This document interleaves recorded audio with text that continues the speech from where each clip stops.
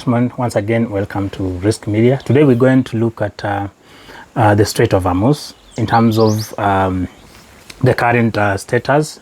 As you know that the US they actually been using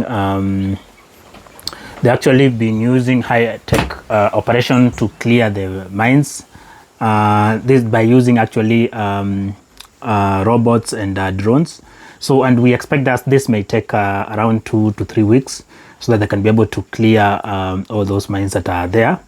So there's also renewed threats for closure of Hormuz. You remember just 1 day ago, this is in terms of whereby Iranian, they'd actually declared the Strait of Hormuz open to all the vessels.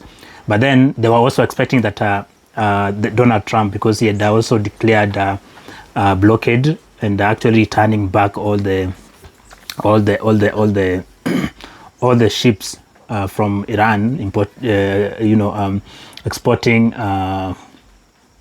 fuel, that is exporting actually oil. So immediately Iran declared that US, that is President Trump, also he stated that the Strait of Hormuz is open, but he stated that no ship from Iran will be accepted to pass. So this has actually increased in terms of spiked fuel prices, and actually it has actually created a triggered inflation for in terms of fuel beyond actually Middle East. So everywhere, Africa, Asia, and they're also feeling this impact because oil prices, they actually controlled globally. So we expect that this may continue. We don't know when actually this war will actually be declared to end, because as you can see that in terms of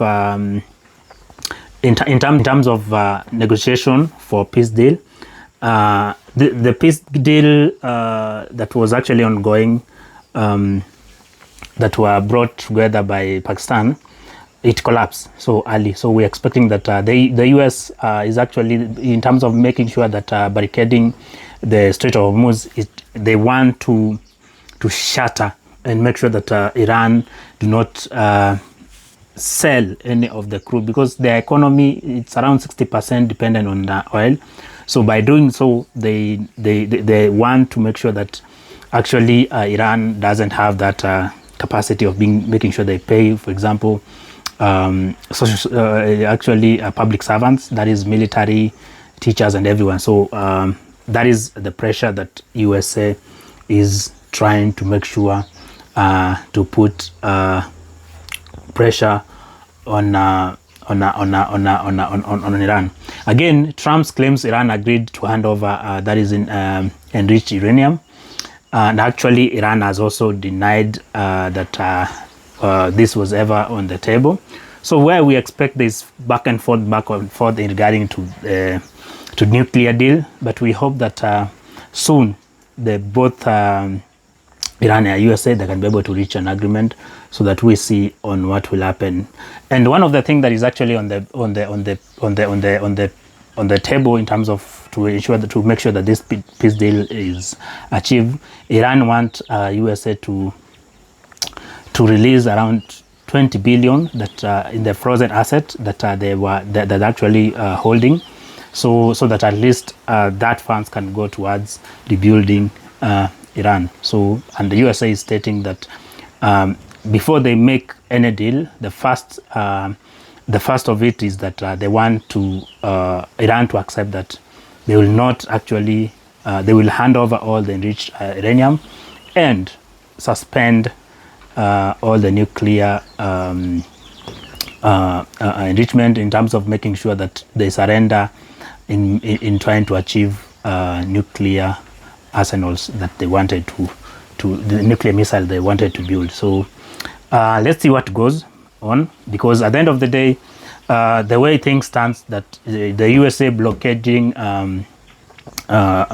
of Hormuz and returning back all those ships from Iran, because in terms of capacity, we expect within 14 days, because Iran will have to discontinue, drilling oil, because at the end of the day, their storage will be full within 14 days. So that is the pressure that US is trying to put on Iran, so that now they can go back to the negotiation table and be able to agree on way forward. What do you think? What do you think this war is going to end? Because Donald Trump has said that this war will take weeks. Now we're heading into months.